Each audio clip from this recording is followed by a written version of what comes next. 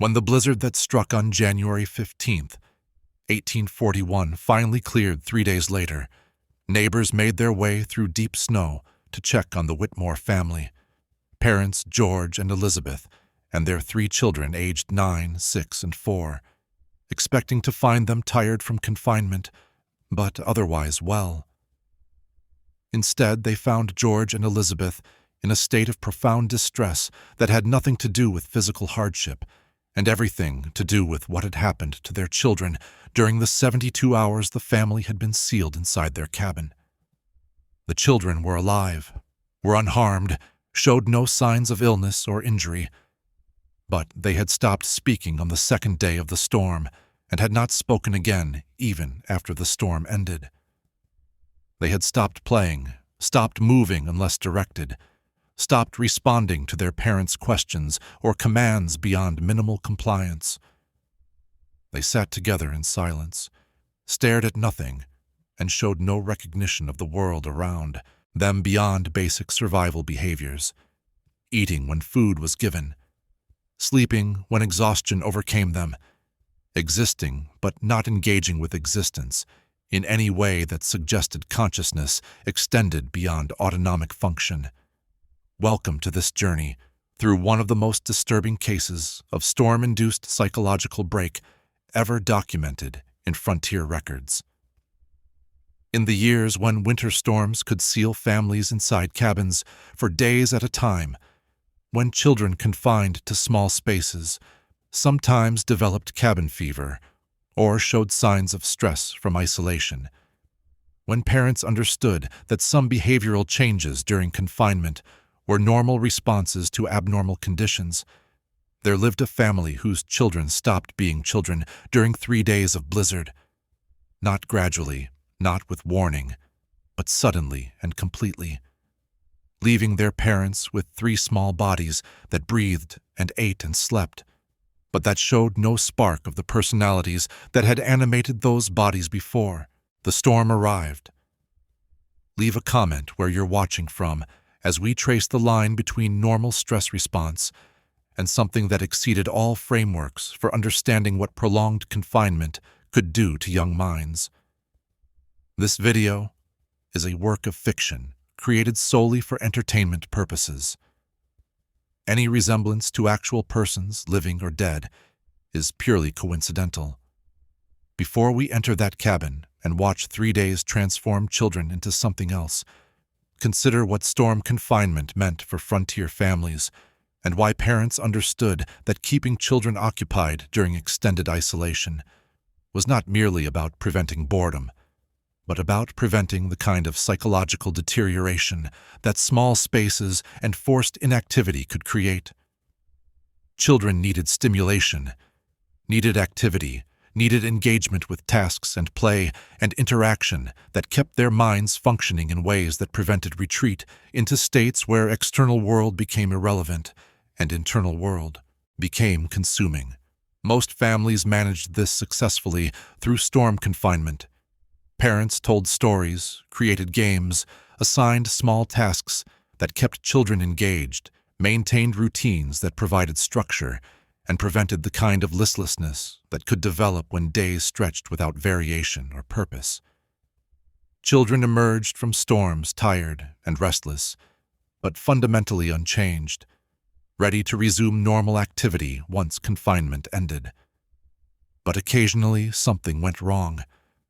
Occasionally, children who entered storm confinement as normal active children emerged changed, quiet when they had been boisterous, withdrawn when they had been social, showing behaviors that suggested something had shifted during the isolation in ways that parents could not explain and could not reverse through normal methods of encouragement or discipline.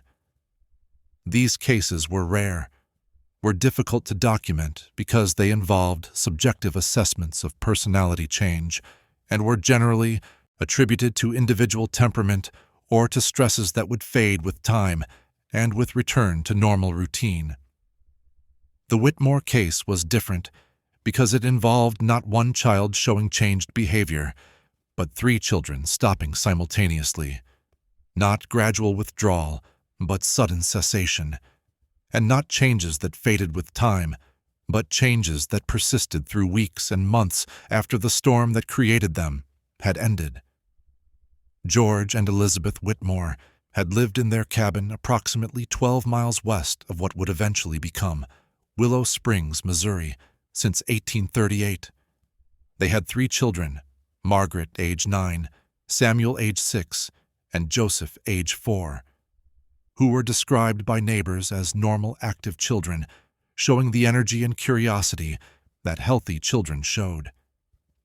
The family had survived 2 previous winters without unusual incident, and had developed routines for managing storm confinement that had worked adequately during previous seasons. The blizzard that struck on January 15, 1841, was severe, but not unprecedented. Heavy snow fell continuously for 3 days.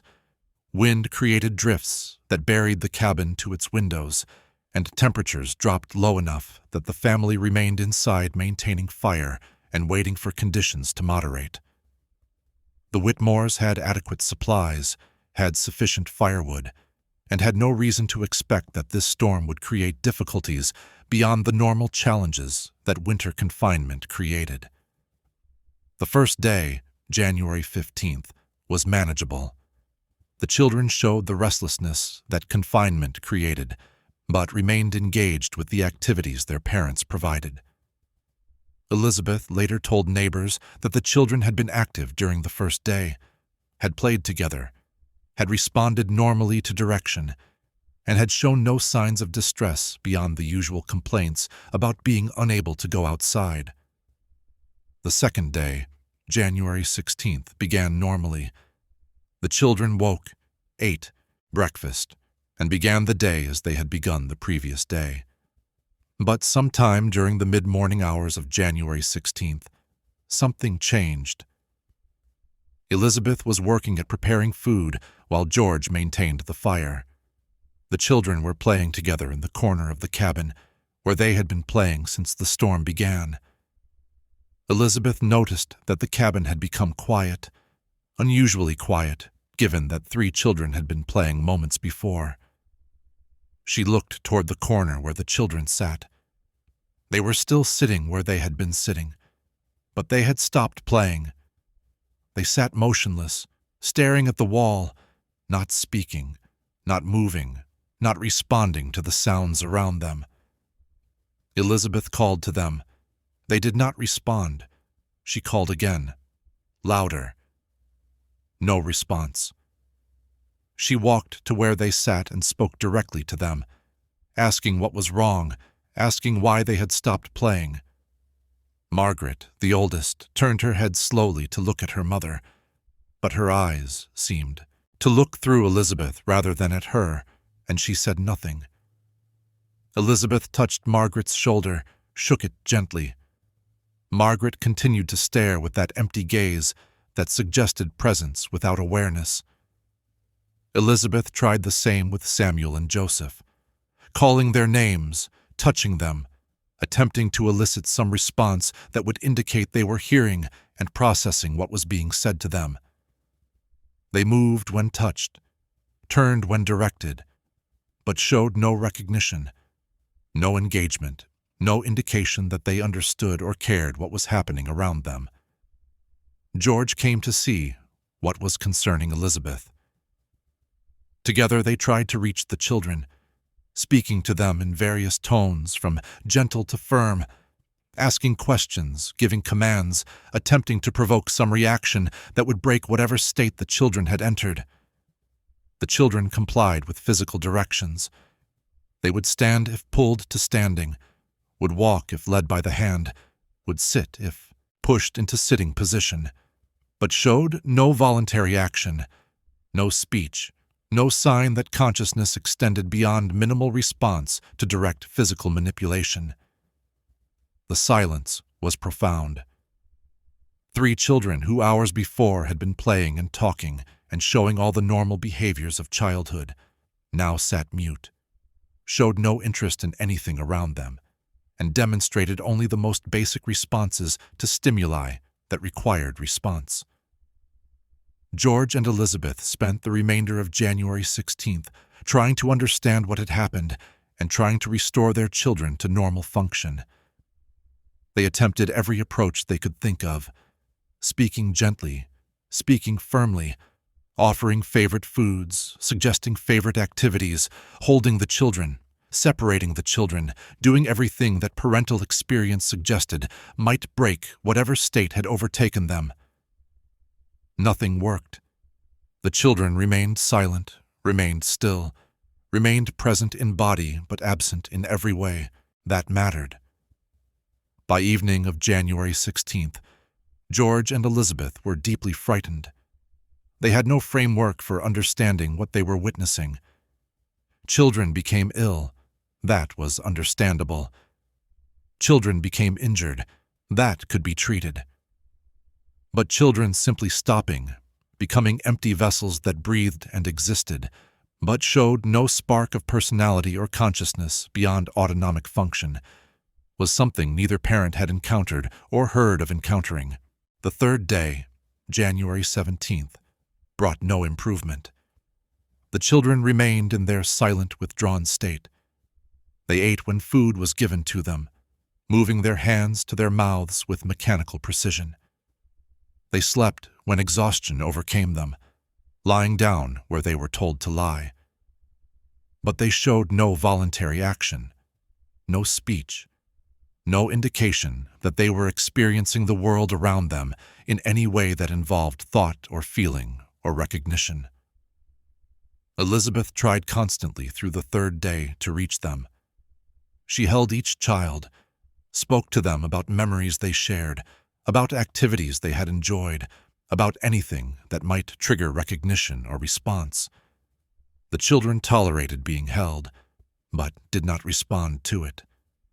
They neither embraced nor resisted, simply existed within their mother's arms with the same empty presence they showed when sitting alone. George attempted different approaches, raised voice to startle them into response, sudden movements to provoke, reaction, anything that might break through whatever barrier had formed between the children and the external world. Nothing penetrated. The children showed only minimal startle reflex to sudden stimuli, no sustained response, no indication that they were processing what was happening as anything requiring attention or reaction. By evening of January 17th, with the storm showing signs of moderating, George and Elizabeth had spent 2 full days trapped in a cabin with 3 children who had ceased being children in any meaningful sense. The psychological strain on the parents was severe, watching their children sit in silence, seeing eyes that looked but did not see, hearing nothing when children should be making the constant noise that childhood created. The storm cleared during the night of January 17th. By morning of January 18th, conditions allowed travel. George immediately left the cabin to seek help from the nearest neighbors, the Morrison family who lived approximately 3 miles away. He found Frank Morrison and explained what had happened, described the children's state, and asked Morrison to come verify what George was seeing because George himself was beginning to doubt the reality of what he was experiencing. Morrison returned with George to the Whitmore cabin. Elizabeth was sitting with the 3 children, all of them positioned exactly as they had been positioned when George left. Morrison observed the children, attempted to interact with them using methods similar to what George and Elizabeth had already tried, and confirmed what the parents were reporting. The children showed minimal response to external stimuli, no speech, no voluntary action beyond basic compliance with physical direction. Morrison had no explanation. He suggested that perhaps the children had been affected by something in the cabin, bad air from the closed space, something they had eaten, some environmental factor that storm conditions had created. He suggested moving the children outside, exposing them to fresh air and to changed environment that might break whatever state they were in. The children were dressed and taken outside. They tolerated being dressed, walked when led, stood where placed. But exposure to outside environment created no visible change in their state. They were as empty outside as they had been inside. Weeks passed, then months. Elizabeth spent hours each day trying to reach her children, speaking to them, holding them, attempting to find some method that would bring them back. George tried to maintain hope. But as spring arrived, neighbors who visited found that both parents had aged years and months.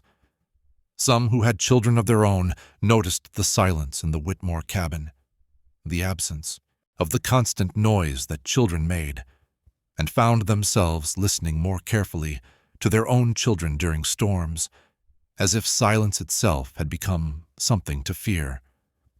The constant presence of children who were not children created psychological weight that normal grief did not create, because normal grief had endpoint, whereas this had no endpoint.